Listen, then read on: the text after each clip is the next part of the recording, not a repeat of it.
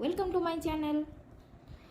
आज हम देखेंगे कि कैसे हम nth टर्म निकालते हैं। ये क्लास 10 के अरिथमेटिक प्रोग्रेशन का एक पार्ट है। अरिथमेटिक प्रोग्रेशन का एक्सरसाइज 5.1 में करा चुकी हूँ। आज मैं 5.2 कराने वाली हूँ और उसके 5.2 में जो भी हमारा थ्योरी है, हम 5.1 में जो भी पढ़े थे उससे आगे हम थोड़ा देखेंगे।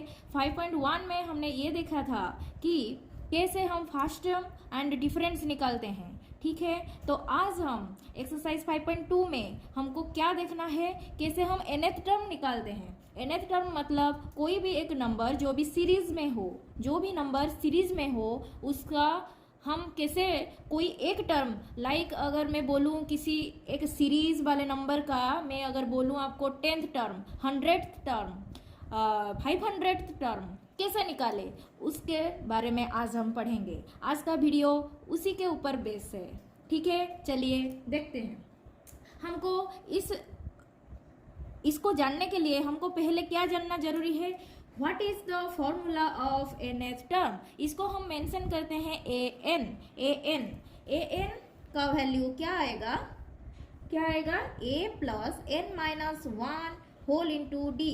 इसका यही फॉर्मूला है और इसके ऊपर ही बेस करके एक्सरसाइज 5.2 करने वाले हैं। ठीक है, तो ये टर्म कैसे आया, अगर मैं कोई भी एक नंबर को बताऊं, जैसे कि वो a1, a2, a3, a4 ऐसे इन्फिनिटी तक हो, तो हम क्या करें, अगर हमको सेकेंड टर्म पता करना है, कोई भी अगर ये फर्स्ट टर्म हुआ उसका अगर हमको सेकेंड टर्म पता करना है, तो हम क्या करते थे, पहले मैं जो बता चुकी हूँ वहां पे हम क्या करते थे, a2 निकालने के लिए a1 प्लस यहाँ का जो डिफरेंस होता है, यहाँ जो भी डिफरेंस आएगा हर नंबर में, दो नंबर के बीच का डिस्टेंस सबका सेम होगा। तो यहाँ पर सबका डिस्टेंस सेम है, तो अगर मैं a1 से d ऐड करूँ तो मुझे a2 मिलेगा, a2 से d ऐड करूँ तो a3 मिलेगा। तो वही बात है कि a2 equal to a1 plus D, फिर a3 इक्वल टू a3 क्या हो जाएगा, a1 प्लस डी, मतलब a1 प्लस 2d। ऐसे हो रहा है ना, a1 प्लस 2d। अगर मैं a4 के बारे में बात करूं तो a4 कैसे निकलेगा, a3 प्लस d। तो a3 का वैल्यू क्या है, a1 प्लस 2d प्लस ये जो d रहा था तो मैं इसको लिख दे रही हूं, तो इसका वैल्यू क्या हो जा रहा है, a1 प्लस 3d। तो यहां से हमको पता चल रहा है a2 का value a1 plus d, a3 का value a1 plus 2d, a4 का वैल्यू a1 प्लस 3d। मतलब जो भी जिस टर्म का वैल्यू हमको निकालना है, यहाँ पे उससे एक 1 माइनस करके यहाँ का वैल्यू रहता है। तो इसको मैं ऐसे लिख सकती हूँ, a1 plus 4 minus 1 into D. इसको मैं ऐसे लिख सकती हूँ, a1 plus 3 minus 1 into D. मतलब जो भी टर्म हमको पूछा जाता है उससे अगर हम -1 कर ले और उससे डी मल्टीप्लाई करें और फर्स्ट टर्म को लिखें और उसको ऐड करें, तभी हमको ये मिल रहा है। तो यहाँ पर हमारा जनरल फॉर्मूला क्या आ रहा है, an इक्वल टू a1 मतलब फर्स्ट टर्म, तो इसको मैं a ले रही हूँ, a प्लस यहाँ पे n है तो यहाँ पे जो नंबर रहेगा वही, तो n minus 1 whole into d. This is the general formula of nth term of an। Okay, तो हम एक एग्जाम्पल देखेंगे यहाँ पर। ठीक है, एग्जाम्पल देखते हैं। Example number 1। एग्जाम्पल क्या कह रहा है, find the 10th term of the AP. Find the 10th term of the AP. क्या है वो, 2, 7, 12 एंड इट्स गोइंग अप। तो यहाँ पर क्या करेंगे, हम पहले डिफरेंस देखेंगे। ये नंबर दे दिया है, इस नंबर का पहले डिफरेंस देखेंगे। यहाँ पे डिफरेंस कितना आ रहा है, 5। यहाँ पे डिफरेंस कितना आ रहा है, 5, मतलब ये एपी में है।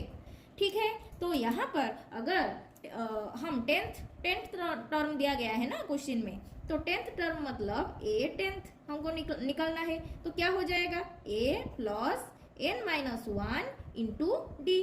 तो यहाँ पे a क्या है, 2 प्लस n क्या है, n का वैल्यू 10 है, तो 10 -1 इंटू डी कितना है, डी यहाँ का डिफरेंस कितना है 5, तो यहाँ क्या आ जाएगा 2 + 9 इंटू 5, 9 5 जा 45, तो 2 + 45 इक्वल टू 47 आंसर। ठीक है, therefore the 10th term of the given AP is 47।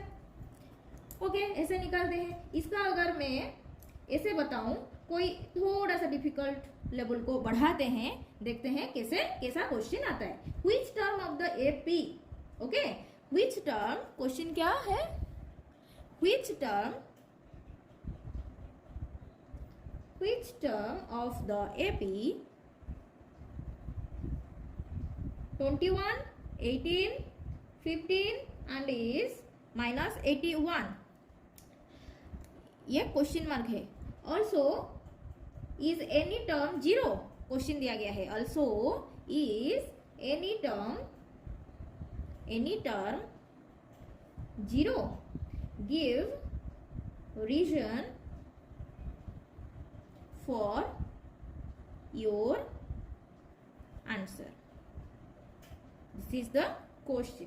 Okay, यहाँ पे इस क्वेश्चन में हम क्या देखेंगे, पहले हम क्या देखेंगे, ए क्या है, ए यहाँ पर 21 है, एंड डी देखेंगे, तो डी क्या है 18 - 21 कितना होगा -3, एंड हमको क्या निकालना है,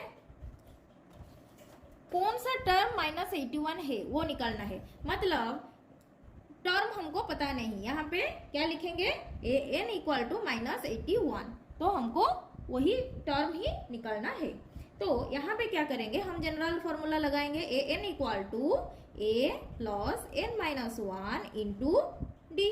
तो an का वैल्यू तो दे दिया गया है -81 इक्वल टू a का वैल्यू 21 प्लस n-1 को ऐसे ही रहने दीजिए, तो d का वैल्यू कितना है -3। तो यहाँ पे इसको सॉल्व करेंगे, -81 इक्वल टू 21 प्लस, यहाँ पे क्या हो जाएगा, ब्रैकेट में -3n, फिर माइनस प्लस 3 1 जा 3, फिर क्या करेंगे, -81 इक्वल टू 21, इसको खोल देंगे, तो प्लस -3n, ये प्लस 3। ओके, देन मैं यहाँ पर कर रही हूँ, फिर क्या होगा, -81, यहाँ पे 21 है, यहाँ पे आके -21, यहाँ पे +3 है, यहाँ पे आके -3 इक्वल टू -3n। ठीक है, तो यहाँ पे सब माइनस में है, तो सब नंबर को ऐड कर लेंगे और माइनस का साइन दे देंगे। तो ऐड करने से 3 + 1 4 + 1 5 8 + 2 10 इक्वल टू -3n। तो माइनस मैंने कट कर लिया, फिर n का वैल्यू कितना आएगा, 105 डिवाइडेड बाई 3, 3 3 जा 9, फिर 1 कैरी 1 5 15, 3 5 जा 15, तो आ गया आंसर 35। मतलब ए 35 का वैल्यू -81। ओके, देन अब हम क्या करेंगे, हमको क्या दिया गया है, हमको यहाँ पे निकालना है 0 हो रहा है या नहीं। Also is any term 0।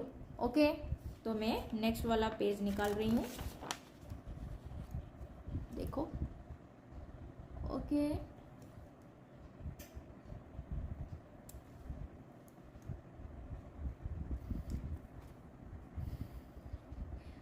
we want to know if there is any n for which an equal to 0, that means 0 वाला टर्म है या नहीं। तो इसको प्रूव करने के लिए पहले an का वैल्यू हम 0 ले लेते हैं।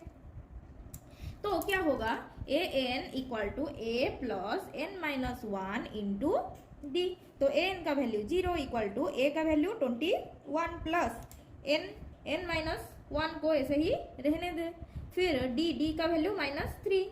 अब क्या करेंगे, ये तो 0 है, तो 21, ये आ जाएगा -3n, ये माइनस +3। ओके, देन क्या हो जाएगा, n का वैल्यू निकलेगा, तो ये सब इधर आ जाएंगे, तो क्या हो जाएगा, ये -21 -3, 21 + 3 कितना हो जाएगा 24, तो -24 equal to -3n, minus cut जाएगा, तो क्या हो जाएगा, n का वैल्यू 24 डिवाइडेड बाय 3, 8 आ जाएगा। तो यहाँ पे हमको पता चल रहा है कि यस 0 वैल्यू आ रहा है, an का वैल्यू 0 आ रहा है। कौन सा टर्म में आ रहा है, a 8 ए 8 का वैल्यू 0 आ जाए, 0 आ रहा है, so the 8th term is 0। तो यहाँ पे क्या लिखेंगे, so the 8th term is 0। Okay, हो गया हमारा। फिर और एक क्वेश्चन देखेंगे, और थोड़ा क्रिटिकल वाला क्वेश्चन देखेंगे। ये वाले क्वेश्चन को हम कैसे सॉल्व कर रहे हैं, क्वेश्चन देखो पहले। क्वेश्चन क्या है question, determine the AP, determine the AP whose third term is 5 and the 7th term is 9। ये वाला क्वेश्चन बस देखने में इतना हार्ड लगता है, ये क्वेश्चन इतना भी हार्ड नहीं है। देखो, इसको सॉल्व करना चुटकी का काम है, ठीक है। तो देखते हैं कैसे होता है। Determine the AP whose third term is 5। Okay, third term मतलब A3 का वैल्यू कितना दिया गया है, 5। तो A प्लस थर्ड टर्म दिया गया है, मतलब हमको यहाँ पे A मालूम नहीं, D मालूम नहीं, हमको क्या पता है, बस थर्ड टर्म पता है और उसका वैल्यू पता है। तो थर्ड टर्म मतलब यहाँ पे 3 - 1 इंटू D। तो A3 का वैल्यू कितना दिया गया है, 5। तो 5 = A + 2D। तो हमको एक इक्वेशन ये मिल गया। फिर और एक इक्वेशन क्या दिया गया है, 7th term is 9, 7th term is 9। इसका मतलब A7 = A + 7 - 1 इंटू D। फिर क्या करेंगे, A7 के जगह पर 9 रख देंगे, A + 6D लिख देंगे। तो ये एक इक्वेशन हो गया। ये इक्वेशन नंबर 1, ये इक्वेशन नंबर 2। तो इक्वेशन नंबर 1 और 2 को अगर सॉल्व करेंगे तो हमको वहां से A का वैल्यू, D का वैल्यू पता चल जाएगा। तो देखते हैं, A + 2D = 5, A + 6D = 9। तो यहाँ पे माइनस साइन ले आएंगे, यहाँ पे माइनस साइन ले आएंगे और यहाँ पे माइनस साइन, तो ये प्लस माइनस कट जाएगा। यहाँ पे कितना आ जाएगा, -4। यहाँ पे कितना आ जाएगा, -9 से 5 जाने पर -4। तो माइनस माइनस कट के D का वैल्यू 4/4 = 1 हो गया। तो D का वैल्यू 1 मिल गया। अब A का वैल्यू निकालेंगे। कैसे निकालेंगे, D का मान को कोई भी एक इक्वेशन में पुट करके हम A का वैल्यू निकालेंगे। तो D का वैल्यू को मैं पहले इक्वेशन नंबर D के वैल्यू को मैं कहाँ पे पुट कर रही हूँ, इक्वेशन नंबर 1 पे। क्या है, 5 = A + 2D। तो 5 = A + 2, D के जगह 1 है, ठीक है। तो A = 5 - यहाँ पे 2 प्लस है, यहाँ पे आएगा माइनस हो जाएगा, तो 5 - 2 3 हो जाएगा। तो A का वैल्यू कितना आ गया, 3। तो हमको मिल गया A = 3 एंड D = 1। क्या पूछा गया है, डिटरमाइन द एपी पूछा गया है। इसका मतलब हमको क्या करना है, A का वैल्यू 3 है, फिर नेक्स्ट क्या होगा, डिफरेंस तो D है, तो नेक्स्ट क्या होगा, 4, फिर 5, फिर 6, फिर 7, ऐसे चलता जाएगा। हो गया हमारा आंसर। ये क्वेश्चन बहुत ही इजी है।